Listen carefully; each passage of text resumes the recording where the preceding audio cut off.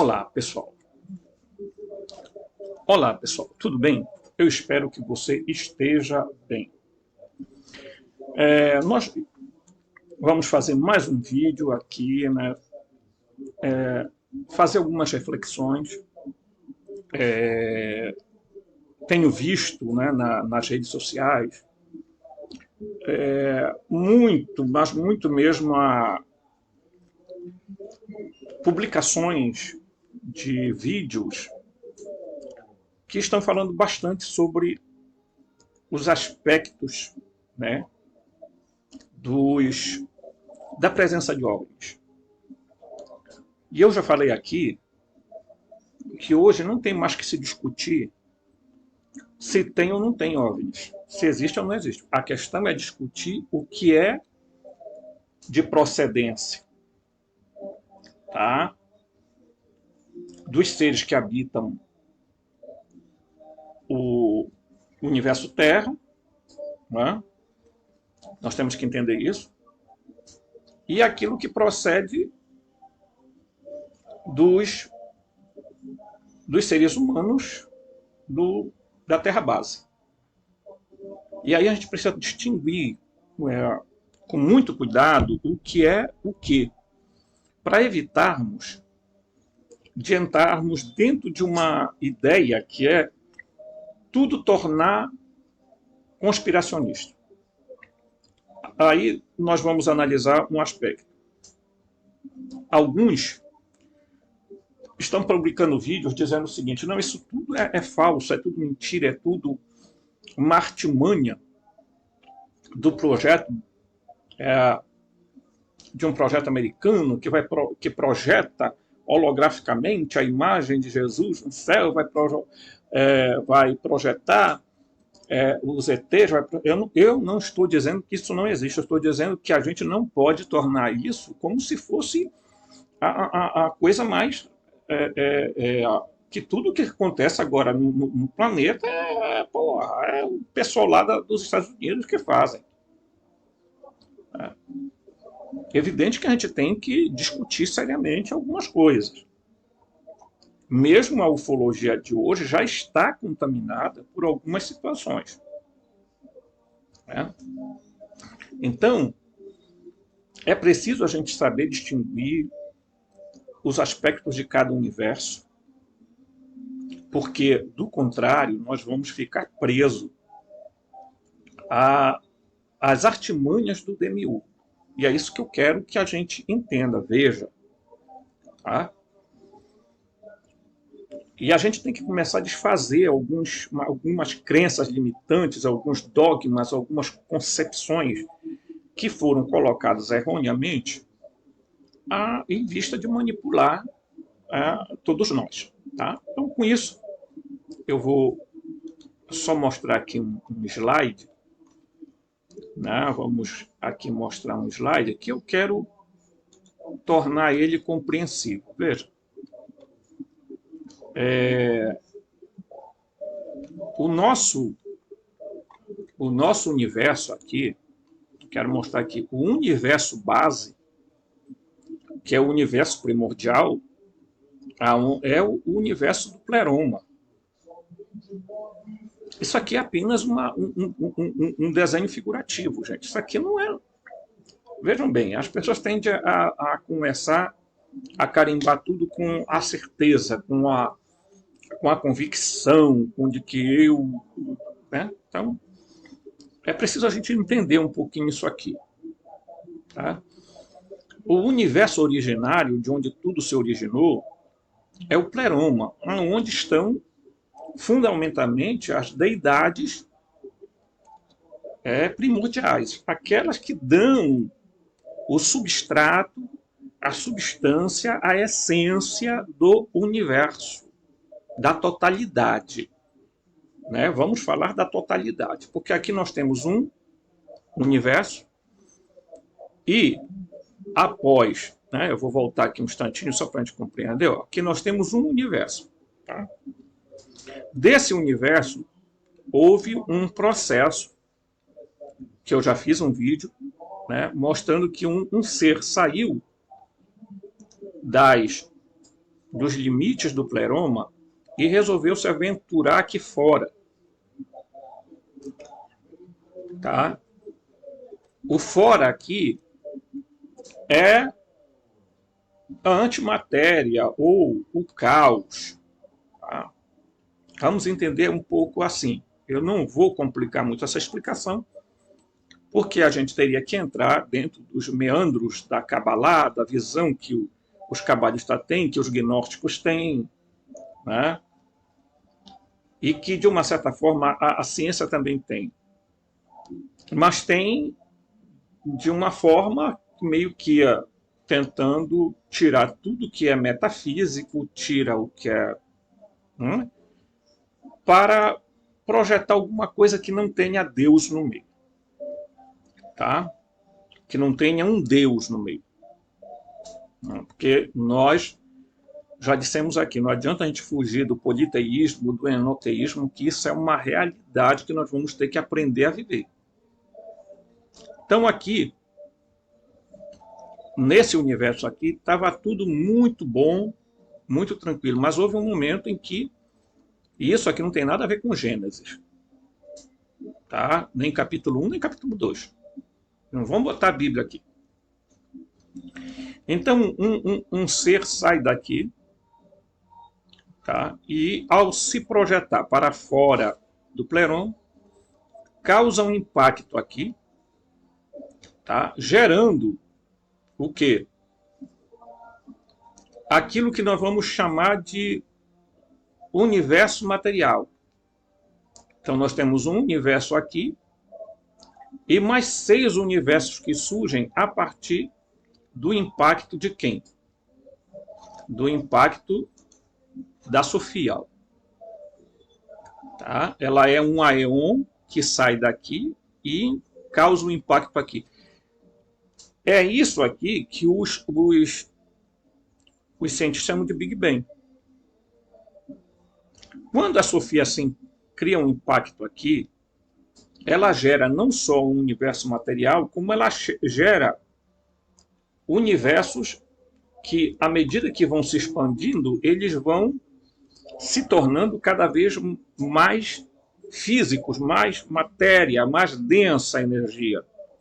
Então aqui começa uma energia sutil e à medida que avança, vai se tornando uma energia mais densa. Isso aqui, então nós temos dentro dos 6 universos, 4 universos que são fractais, ou sobrenaturais, como você queira chamar. Um universo moroncial, que é um universo préternatural, e um universo factual, que é o universo natural ou material, tá? Que é o nosso universo. Agora, veja bem. Quando a Sofia impactou aqui, ela gerou um ser. Ela gerou, na verdade, muitos seres. Mas, primordialmente, a gente fala de demiurgos. Por quê? Porque eles não são só um. Tá? Hoje, quem aparece como demiurgo principal nesse impacto é o Jeová. Mas existe o Jeová, tá? Existe o Brahma, existe o Shiva, o Vishnu. Tá? Esses seres todos que não são deidades, tá? Eles são produtos de um processo que aconteceu, né, com o impacto de Sofia com a antimatéria, tá? Com aquilo que existia fora do pleroma. Tá? Porque aqui dentro houveram emanações. E essas emanações aqui dentro geraram muitos éons. Uma família de éons, uma família de seres que nós podemos denominar de seres espirituais. Inclusive Sofia. E ao sair daqui, do pleroma, ao criar esse impacto, ela gerou 4 universos fractais, um universo moroncial, que é onde está presente o demiurgo, tá? certo? E o universo factual onde está nós. Por quê? Porque aqui é no universo da matéria onde está reinando o demiurgo, tá? Então, é preciso que a gente observe isso, e eu faço questão de falar essa realidade, que, veja, quando a gente começa a tirar a metafísica do meio das nossas análises, nós corremos um risco enorme, né? Então, é preciso a gente entender que tem sim, seres fora do nosso ambiente, tá? Nós temos o universo aqui, o universo Terra, e tem um universo, né, que diríamos assim, que é um universo aqui, que envolve o nosso universo, que é o universo dos demiurgos. Tá? É como se fosse camadas. Tá? Você pode chamar isso de universo paralelo, você pode chamar isso de mundos paralelos, dimensões, enfim, você pode usar o termo que você quiser. Só não pode esquecer de que o universo que está aqui, vamos dizer, ao nosso lado, que convive conosco, é um universo moroncial, aonde existe a mescla da energia fractal com a energia aqui física, tá? Por isso que os seres que habitam aqui são préternaturais, eles não são deuses, no sentido de que eles não são deidades. E aí você pode chamar eles de Elohim, de Anunnaki, de arcontes, enfim, existe uma camada de existência de seres neste universo, como existe aqui também no universo Terra. E isso tem que ficar claro para nós. As descobertas que vão começar a aparecer de 2023 em diante vão mostrar isso. Não somente vai começar a ter descoberta de lugares que até então ninguém sabe, ninguém sabia que existia, né? Vai começar a aparecer. Descobertas de documentos, nós vamos ter um grande avanço na descoberta de documentos que serão revelados, colocados em público, porque não tem mais motivo para esconder. Inclusive, o próprio Vaticano vai colocar isso à disposição, eles sabem que vão colocar à disposição.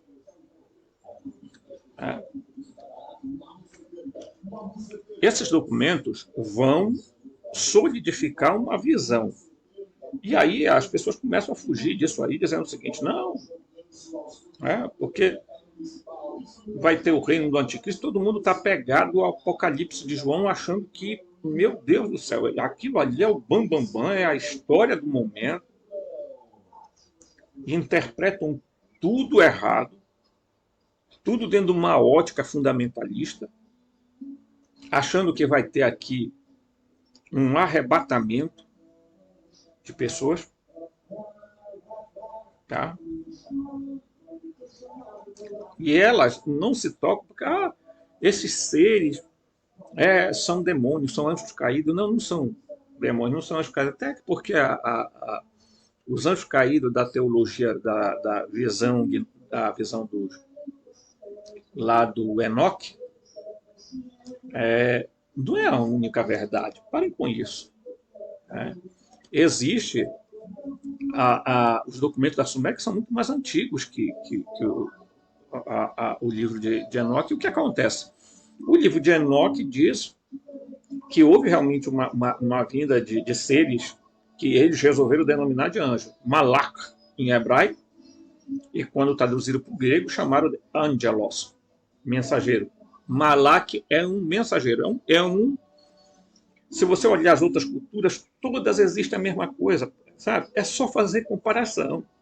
Eu não entendo como as pessoas não se dão o trabalho de analisar as outras cosmologias, as outras teogonias, as outras cosmogonias, né? E vão ver que tem muita coisa parecida, não pode ser uma coisa aleatória, né? Olhem a cosmogonia dos próprios indígenas brasileiros e vocês vão ver que é tudo muito igual. É tudo muito igual. Tá? Os indígenas conviveram durante séculos, milênios, com esses seres aqui na Terra. Eles eram muito... Esses seres, pessoal, eles conviviam com tanta naturalidade aqui na Terra, principalmente na Terra base, aqui na Terra base, que eles se acharam dono. Então eles criaram um sistema no qual eles têm se perpetuado, né? No domínio, no comando. É por isso que guerras, etc. e tal, né? Você está vendo aí, né? É muito simples você entender isso aqui, né? É muito simples a gente entender. Quando você pega a própria Bíblia, e aí eu vou pegar aqui uma Bíblia, a Bíblia Sisto-Clementina, no Deuteronômio 32, né? No Deuteronômio 32, ele diz o seguinte, no versículo 8. Quando Elion, aqui está altíssimo, mas eu vou manter a palavra Elion. Quando Elion dividiu as nações, quando separou os filhos de Adão e fixou os limites dos povos, segundo os números dos filhos de Elohim. Segundo o número dos filhos de Elohim, ou de El. Segundo o número dos filhos dos deuses.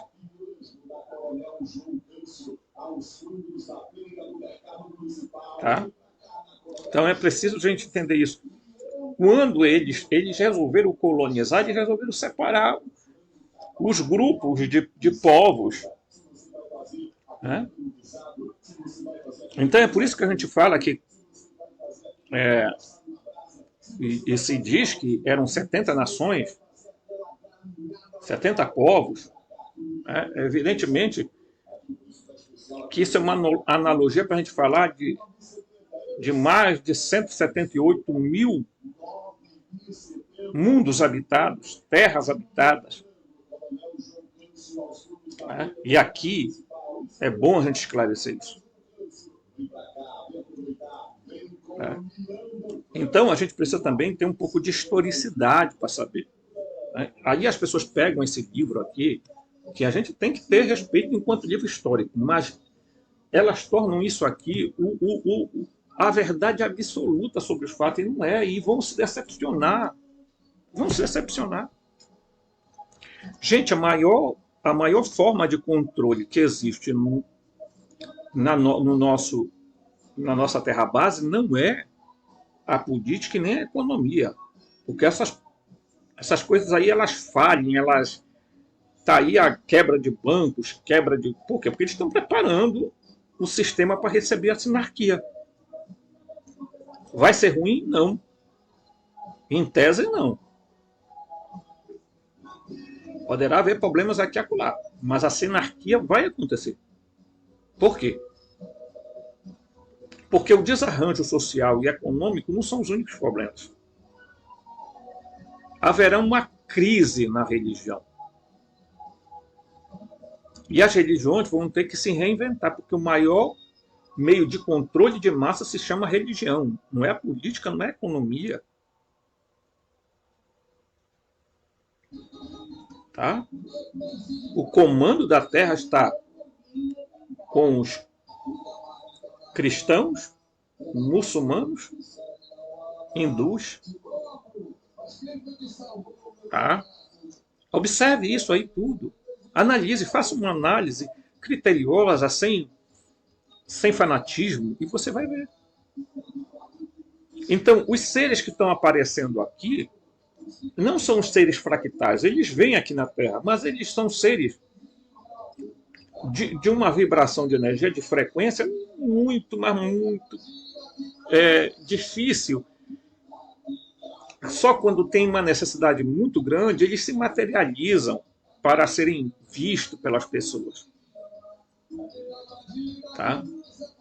Mas na grande maioria, os seres fractais não usam naves, não usam equipamentos para quando cai esse choque, o exército corre lá e vai pegar aqueles pedaços de coisa. Não, isso pelo amor de Deus. Seres fractais não precisam disso, não.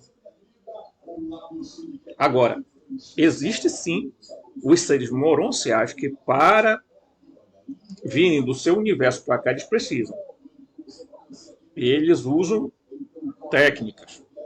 E aqui dentro do universo Terra existem povos, tanto no plano como no plano inferior, aonde os seres, para vir para cá, eles precisam de transporte. Por quê? Porque eles não são totalmente fractais, não são totalmente humanos. Então, é complicado. Eles têm que lidar com esse campo de energia.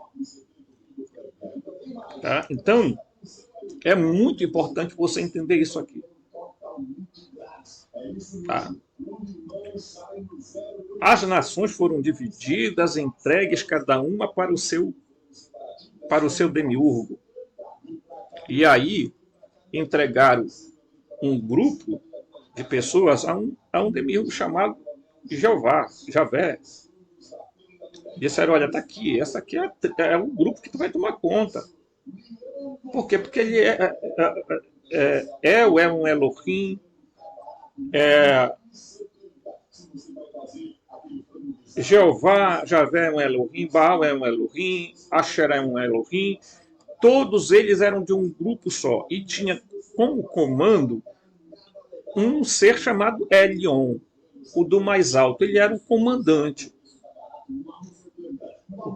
da missão aqui. Tá? E aí, você pode fazer a comparação com as histórias da Suméria, com as histórias dos Anunnaki. Você vai encontrar muito paralelo, muita coisa. Tá? Então, dito isso, eu quero dizer para vocês o seguinte: vamos ponderar, né? Vamos buscar ter clareza do que está acontecendo. Né? Deixa eu ver se eu encontro aqui rapidinho. Ó. Fiquem entendendo que isso aqui é apenas uma amostra, uma demonstração, não é nada absolutamente que aqui eu estou fazendo não, eu estou usando uma figura de linguagem para que o nosso cérebro entenda uma coisa que é complicado de entender. Infelizmente, nosso cérebro precisa disso, né?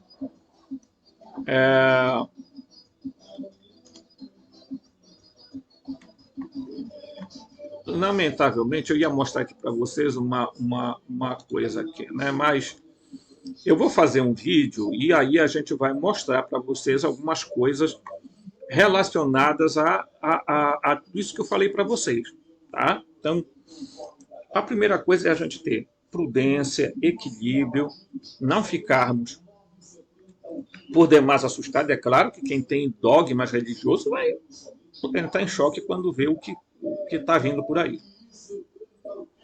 E saber separar aquilo que é de seres fractais, aquilo que são de seres moronciais e aquilo que é tipicamente humano. Testes, tá? Com OVNIs, com naves não tripuladas, usando tecnologia reversa. Por quê? Porque quando esse pessoal vem e diz assim, olha, porque eles fogem daquilo que é considerado a gravidade. Mas por que a gravidade? Né? Quem é que tem que ter certeza que a gravidade existe?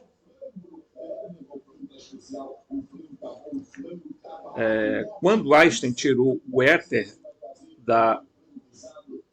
de toda a analogia da física, porque o éter era algo místico, era algo filosófico, eles resolveram tirar, porque não para tirar isso daqui, porque senão. Né?